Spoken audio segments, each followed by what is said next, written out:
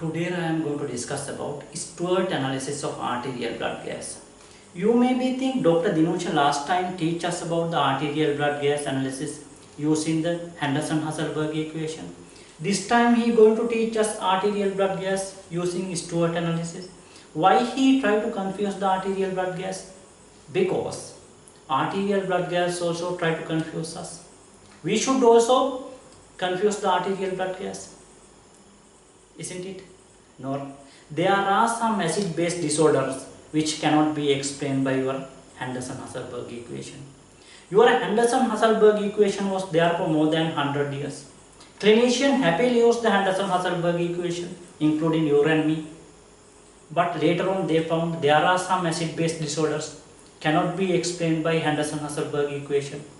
To understand that kind of acid-base disorders, you should have some knowledge about the Stewart analysis. If you remember your Henderson-Hasselbalch equation, it says power of hydrogen ion concentration or pH. Your pH must be equal into dissociation constant of your carbonic acid, that means pK plus log bicarbonate divided by PCO2 into 0.03. Your Henderson-Hasselbalch equation said your pH or power of hydrogen ion concentration must be equal into pK plus log bicarbonate divided by PCO2 into 0.03. According to this equation, if you want to change the pH of your patient, this one constant, this one is a constant, this one also a constant. If you want to change the pH status of your patients, here up or down, you have to change the bicarbonate level or you have to change the carbon dioxide level. According to Henderson-Hasselbalch equation, each and every pH change in your body should be belong to either bicarbonate or should be belong to your carbon dioxide. In 1960, Cigar Anderson did a research. Who? Cigar Anderson. You may be remember that name, I think, because of the Cigar Anderson no more gun. The same person. Cigar Anderson did a research. What he does is, he took a blood sample from a patient. How much of blood sample? 1 liter of blood sample. He took 1 liter of blood sample from a patient. Here you are 1 liter. He kept the temperature 37. He kept temperature 37 in that sample. In addition to that, he kept blood sample partial pressure of carbon dioxide, roughly about 40 millimeter mercury. He kept blood sample partial pressure at 40 millimeter mercury, partial pressure of carbon dioxide. Then he measured the pH of that sample. What he does is, he took 1 liter of blood from patient, kept that blood sample in 37 centigrade, kept that blood sample partial pressure of carbon dioxide 40, and he measured the pH of that sample. What he found is pH is 7.3. pH of 7.3. Now he wants to take this pH of 7.3 into 7.4. Now he wants to take this pH of 7.3 into 7.4. For that, what he should do? Here, more H plus is there. Because of that, your pH is low. Solution is more acidic. Blood sample is more acidic. Because of that, you should add some base into this sample. Or hydroxyl ion into this sample in order to take pH from 7.3 to 7.4. That means this sample currently having lesser amount of base than normal. Because of that, you have to add base. That means if you found a patient of 7.3 with the bicarbonate 40, carbon dioxide 40, centigrade 37, that sample having base deficit, some deficit of base. That is why you need to add some base in order to take the pH from 7.3 to 7.4. Then he did another kind of research. He took another sample of blood. He did the same experiment on that patient. What he found is pH of 7.5 was there. pH is 7.5. Now again he want to take this 7.5 into 7.4. 7.5 means your sample is alkalotic. You have to remove some bicarbonate ion from your sample. That means your sample having excess amount of bicarbonate. You have to remove bicarbonate. Base excess is there.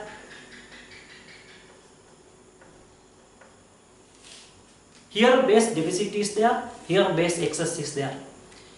If you are keeping blood sample 37 centigrade with a partial pressure of 40 millimeter mercury, if you found patient with acidotic or pH less than 7.35, that means base deficit is there. If you found pH more than 7.45, that means alkalotic. With the same condition, 37 centigrade with a partial pressure of 40 millimeter mercury, your patient sample having additional base. You are neutralize the carbon dioxide factor here. You are neutralize the respiratory factor here. Once you neutralize the respiratory factor, if your patient having acidosis, if your patient here it must be alkalosis. If your patient having alkalosis, that alkalosis must be belong to metabolic, because respiratory component you neutralize.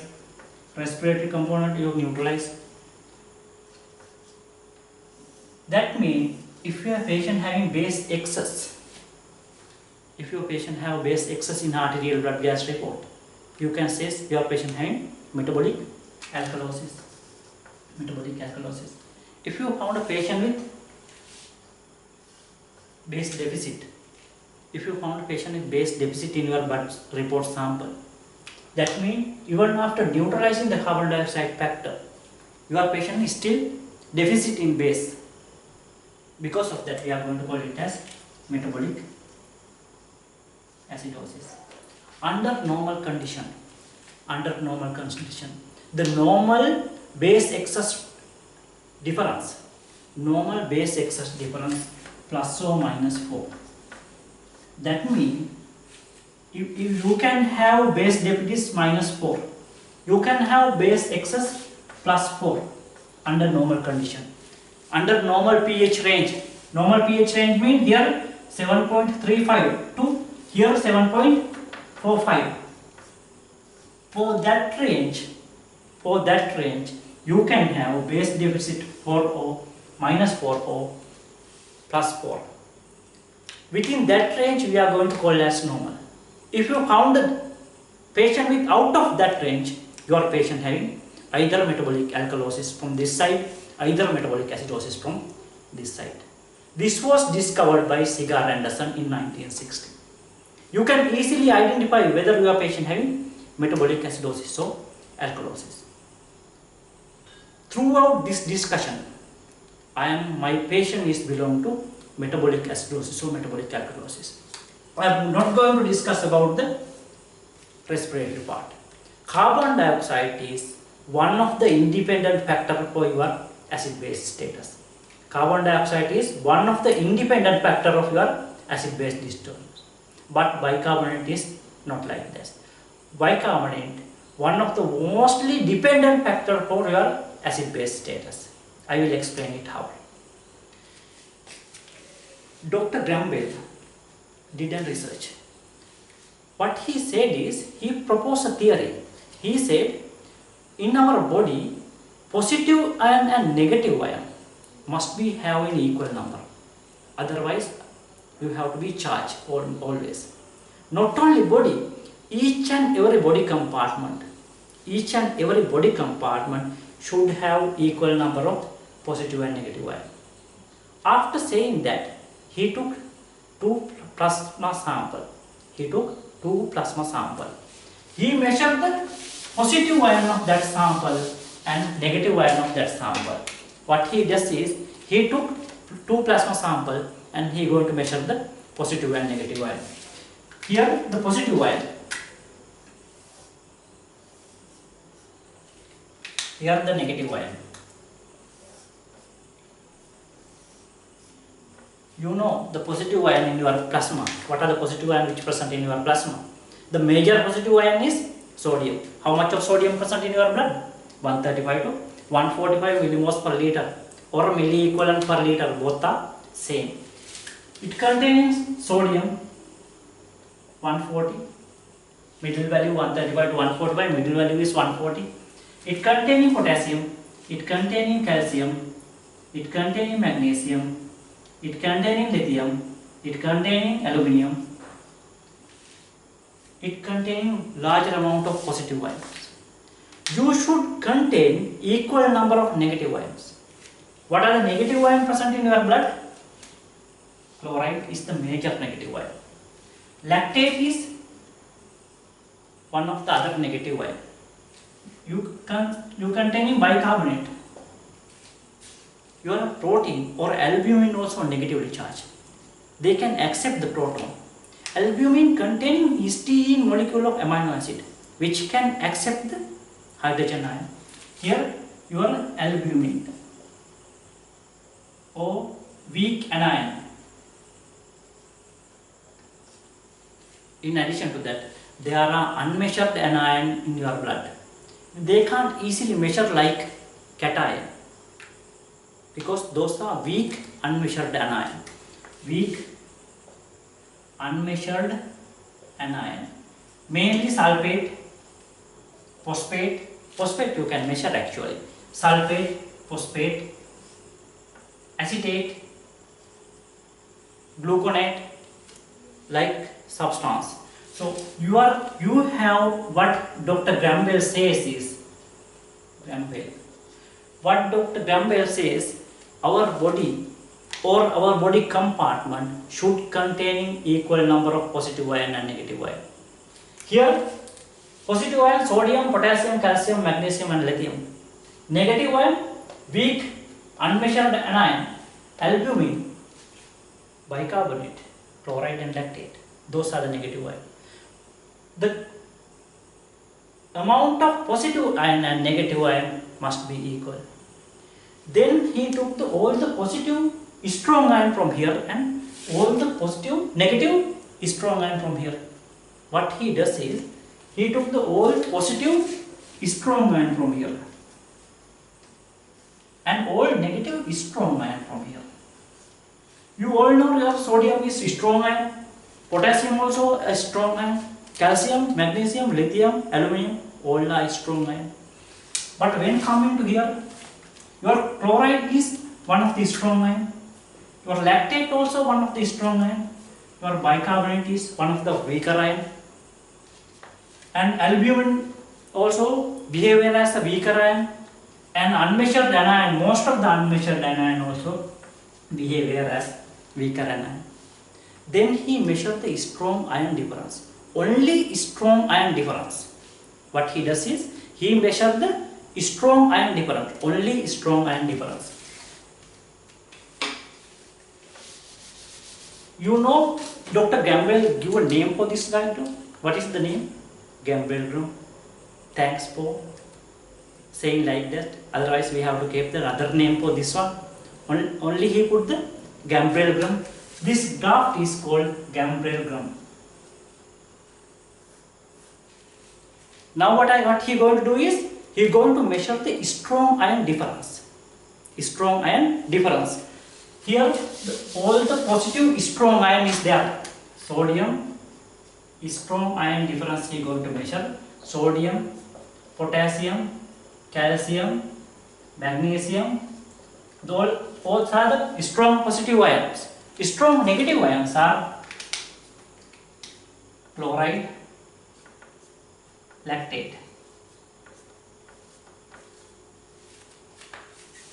He going to measure the strong ion difference. What he found is strong ion difference in our body is roughly about 42.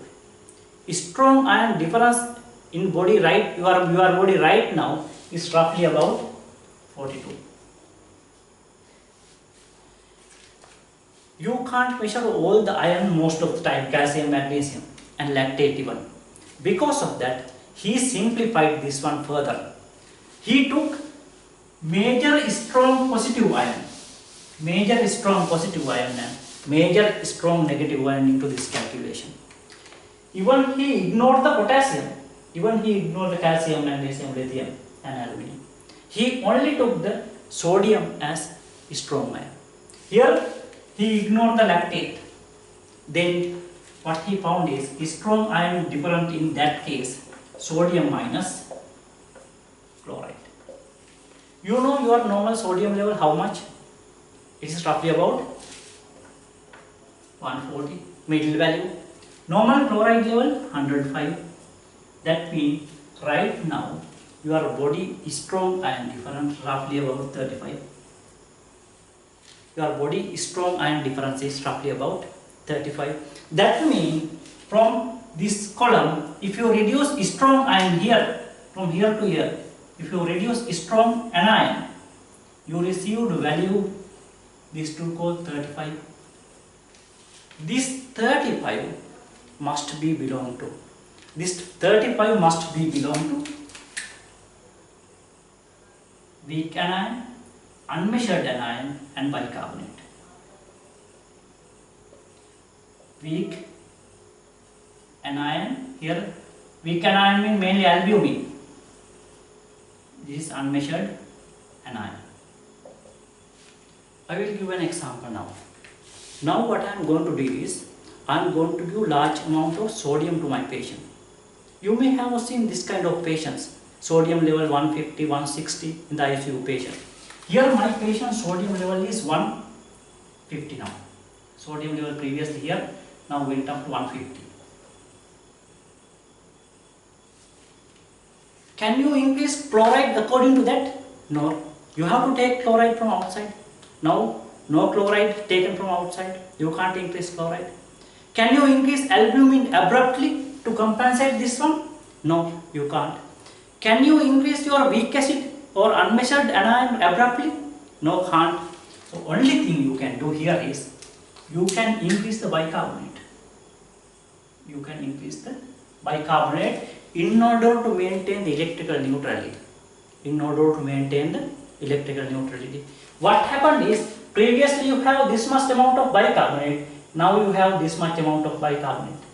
Previously this much, before increasing the sodium, you have this much amount of bicarbonate. That means normal amount of bicarbonate. Now you have this much amount of bicarbonate. Your patient having higher amount of bicarbonate. Your patient develop metabolic alkalosis. If primary thing what I made here is increase the sodium level. Secondary thing what happened is increase bicarbonate to compensate the electrical neutrality. That means if you found a patient with metabolic alkalosis with higher amount of sodium, you have to treat the sodium level in order to take the bicarbonate level back to normal or alkalotic level to back to normal. You can treat bicarbonate separately, you can hypoventilate and remove the bicarbonate, but primary pathology is there. You have to treat the primary pathology. Primary pathology is hypernatremia. Now I am moving to my example. What is my example? I give larger amount of normal saline.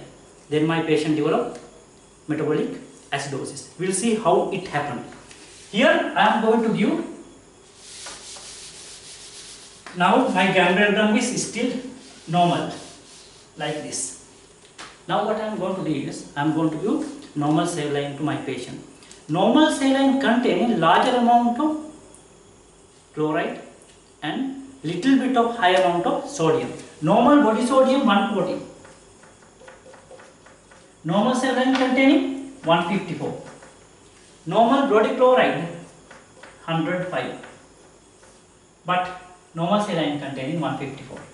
So if I give normal saline larger amount of, my sodium increment was there, but chloride increment much more than sodium increment. My sodium increased from 140 to 145. My sodium increased 140 to 145. My chloride increased here to here from 105 to 120. 105 to 120. What happened? My chloride increased from 105 to 120. From here to here. Now chloride increased from 105 to 120. Here 15 increment is there. What happened is, can you remove your albumin to compensate this negative ion increment? No, you can't. You can't possibly remove albumin. So albumin is there. Albumin you can't remove. This much of albumin. Can you remove unmeasured anion? No, you can't. Only thing you can remove is bicarbonate from here. Bicarbonate, only thing you can remove is bicarbonate. Now what he does is, ideally it should increase bicarbonate from here to here this much. Ideally total amount must be here like this. But what they does is, they remove some negative ion. That negative ion is bicarbonate. Now bicarbonate reduced. Previously I have this much of bicarbonate. Because of chloride increment, my bicarbonate level reduced now. Now if I take my body blood sample, I found to have lesser amount of bicarbonate with acidosis. That means metabolic acidosis. My patient developed metabolic acidosis. After transfusion of larger amount of normal saline, what happened is, increase the amount of chloride. I can't remove unmeasured anion. I can't remove weak anion or weak albumin. Only thing I can remove is bicarbonate. Little bit of sodium also increase, because sodium also 154, but more amount of chloride increase. You have to remove bicarbonate. Bicarbonate previously it was there 24, now it is roughly about 18. So bicarbonate low mean your patient having acidosis. Which kind of acidosis? Metabolic acidosis. Because my patient first sample should show base excess in order to calculate this method. First it should show the high base excess with metabolic acidosis. So my patient developed metabolic acidosis with high level of chloride.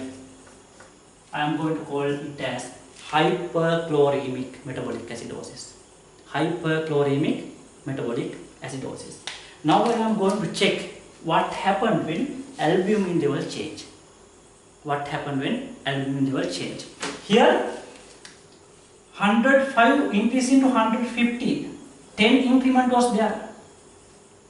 Your bicarbonate decrease also should be somewhere there. Bicarbonate 24 to sometimes it may reduce into 15, 17 level, because here also 2-3 increment is there. 2-3 increment is there. So here also 2-3 can kept, but another 7 have to remove. 14 minus 7 means 17. I think you get the point, or am I teaching myself? I will repeat it again. What happened here is, your chloride increase from 105 to another 10. So another 50, 120. 20 increment is there. Here only 3 increment, 140 to 143. Here total height should be 143. So total 3 rising can happen. Total 3 centimeter rising can happen. You can't rise your albumin. You can't rise your unmeasured anion. Only thing you can rise is bicarbonate. You can rise bicarbonate from 3, from here to here. From here to here, you have to reduce bicarbonate from 50. The 15 drop is there, 3 rising is there. Net is 12. 12 bicarbonate change was there. That means 12 bicarbonate reduction there from 24. From 24, 12 reduce. That means bicarbonate level roughly about 12. Bicarbonate 12 means your patient develop metabolic. Your patient develop metabolic acidosis. Very good. So now I am going to tell what happens when you are having abnormal amount of what happen when you having abnormal amount of albumin. If you considering sodium, potassium and chloride like strong substance, if you take 1 millimoles per liter substance of sodium, 1 millimoles per substance of sodium, your sodium is strongly dissociate. Positive ion is there, that positive ion can produce 1 milliequivalent per liter charge in your solution. If you are going to tell your solution containing 1 millimoles per liter sodium or 1 milliequivalent per liter sodium, both are same. If you take 1 millimoles per liter calcium, it has 2 charge, 2 plus there. Your molecule same container contain 2 milliequivalent per liter calcium, both are same. Either you can say my solution containing 1 millimoles per liter calcium or my solution containing 1 milliequivalent per liter calcium, 2 milliequivalent, sorry, both are same. 2 milliequivalent per liter calcium or 1 millimoles per liter calcium, both are same. When coming to albumin, if you have 1 millimoles per liter albumin such a weak acid barely dissociate.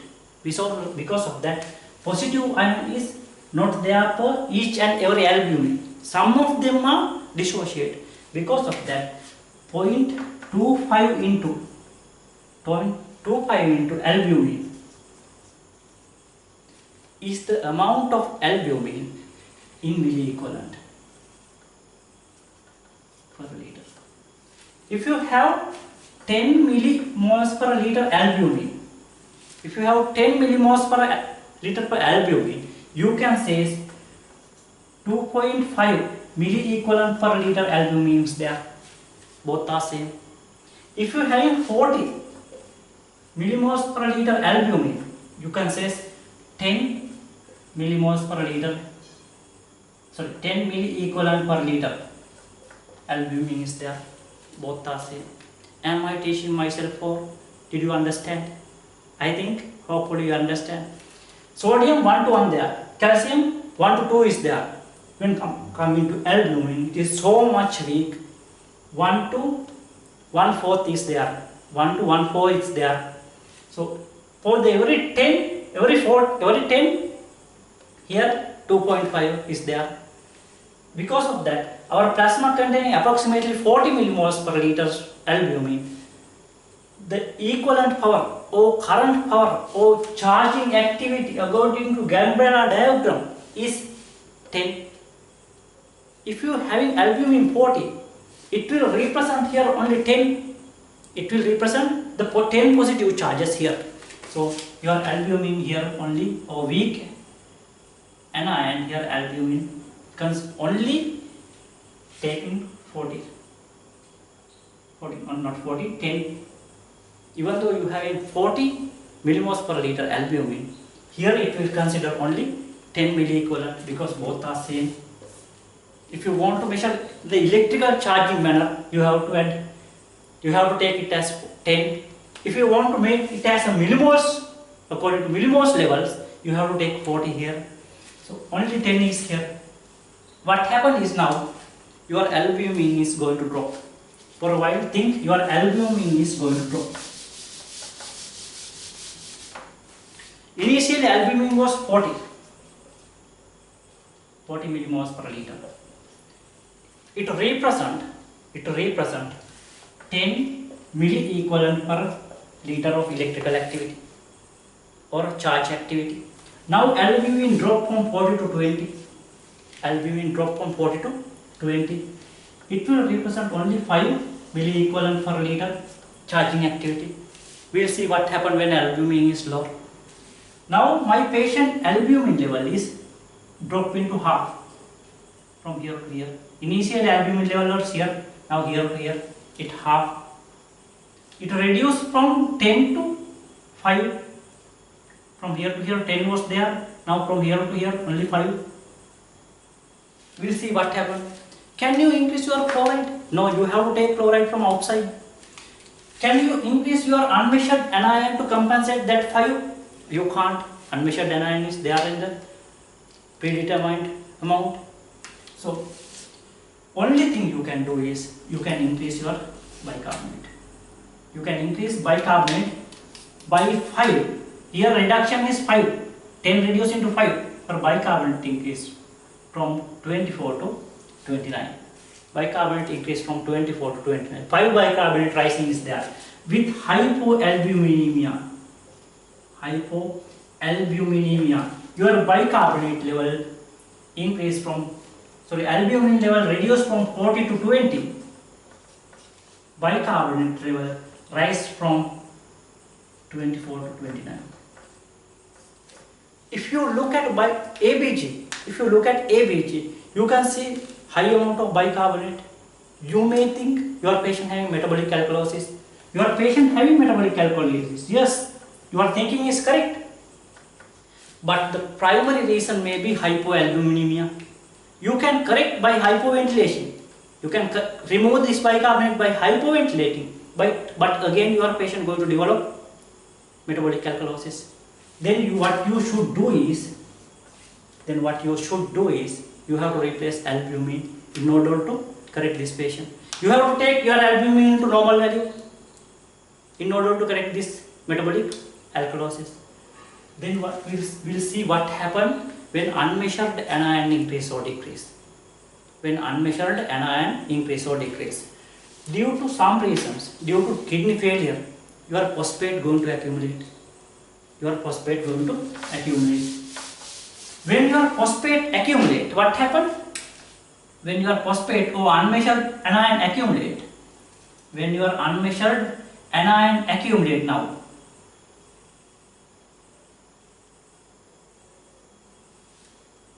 can you remove your chloride in order to compensate that additional unmeasured anion? No, you can't remove chloride possibly. Can you remove albumin to compensate that part? No. The easiest way is you can remove little bit of bicarbonate. Now you have a lesser amount of bicarbonate. Your patient going to develop acidosis. If you found a patient with higher amount of unmeasured anion,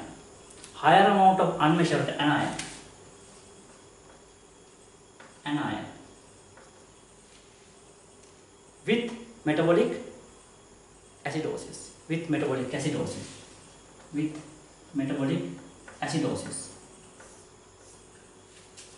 you have to treat the primary condition or renal failure, or you have to remove the phosphate in order to take the patient back into normal, in order to take the patient pH status back to normal. Otherwise you can treat bicarbonate is lower, you can give bicarbonate, but your patient again going to develop lesser amount of bicarbonate. So this is the importance of knowing the Gamble-Lehr diagram and Stewart analysis. The basic principle behind the Stewart analysis is, number 1, carbon dioxide is one of the independent factor for your acid-base status. Carbon dioxide is one of the independent factor for your acid-base status. That is why first of all I remove it. I only taken the metabolic acidosis into my calculation. CO2 first of all I removed. How I removed? According to Cigar-Anderson test or Cigar-Anderson test investigation. He kept the carbon dioxide 40 mm mercury post-putting. So he removed the effect of carbon dioxide. Carbon dioxide is one of the independent factor for acid-base status. Number 2, strong ion difference also one of the independent factor for acid-base status for metabolic acidosis.